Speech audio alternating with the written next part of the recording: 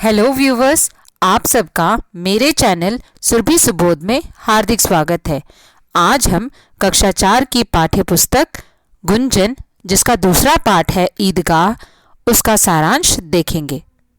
प्रेमचंद द्वारा लिखित इस पाठ का उद्देश्य बच्चों में वृद्धों की आवश्यकता का ध्यान रखने की आदत डालना है, समयानुसार अपनी इच्छाओं को नियंत्रित करने की सीख देना है, संतोष, त्याग, स्नेह जैसे नैतिक मूल्यों का विकास करना है, पारिवारिक प्रेम को महत्व देकर तथा विवेकपूर्ण निर्णय लेने की सीख भी देना है।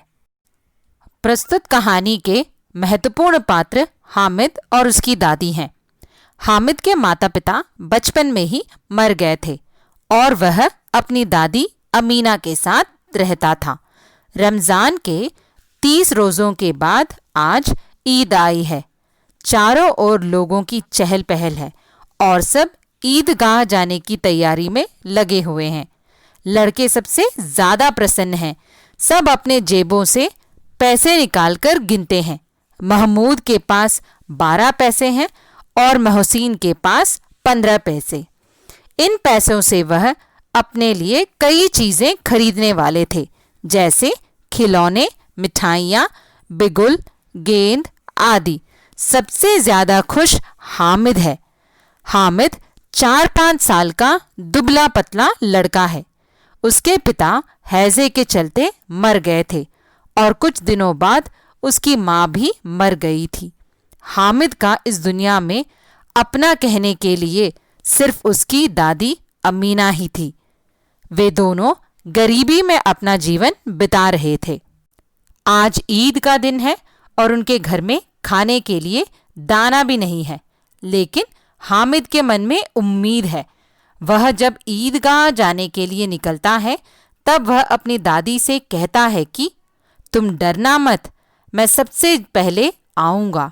सब ईदगाह की ओर जाने लगे। सब बच्चे अपने अपने पिता के साथ जा रहे थे, लेकिन हामिद अकेला था। दादी को हामिद की चिंता हो रही थी कि वह 30 कोस चलेगा कैसे। उसके पाँव में जूते नहीं हैं।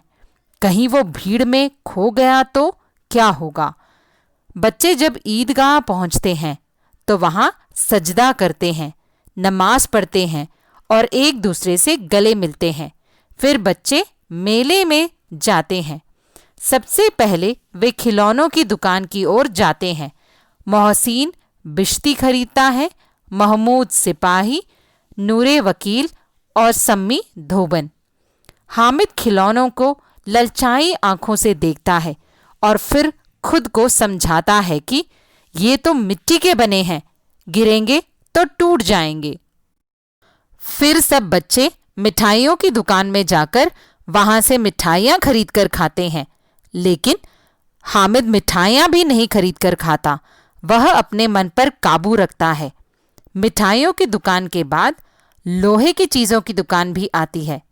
वहां चिमटे रखे हुए थे, जिसे देखकर हामिद को अपनी दादी की याद आती है कि उनके पास चिमटा नहीं है। तवे से रोटियां उतारते वक्त उनके हाथ जल जाते हैं।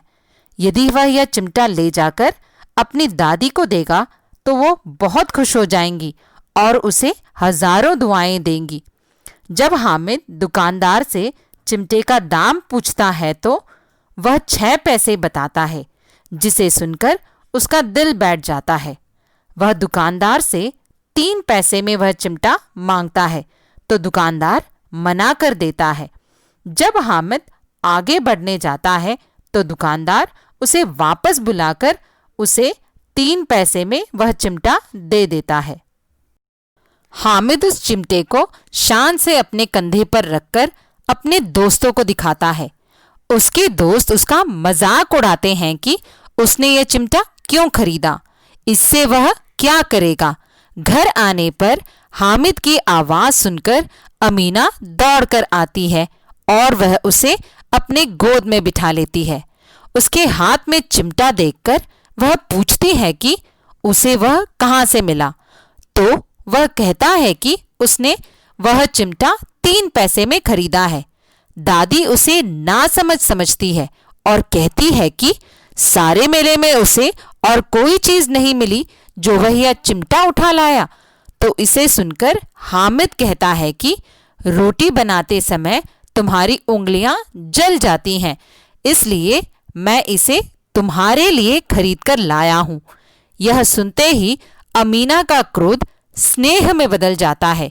उसे हामिद के त्याग, सद्भाव और विवेक पर आश्चर्य होता है, जो दूसरे बच्चों की तरह खिलौने और मिठाइयां न खरीदकर उसके लिए चिमटा खरीद कर लाया। अमीना भावुक हो जाती है, उसके आंखों से आंसू बहने लगते हैं और वह अपना दामन फैलाकर हामिद के लिए खुदा से दुआएं मांगती है और उसे दुआएं देती जाती है। आशा है कि आपको मेरा ये वीडियो अच्छा लगा होगा। यदि आपको मेरा ये वीडियो पसंद आया हो तो इसे लाइक, शेयर और सब्सक्राइब करना ना भूलें। आप अपने कमेंट्स कमेंट बॉक्स में डाल सकते हैं। अब हमारी मुलाकात अगले वीडियो में होगी। तब तक के लिए धन्यवाद।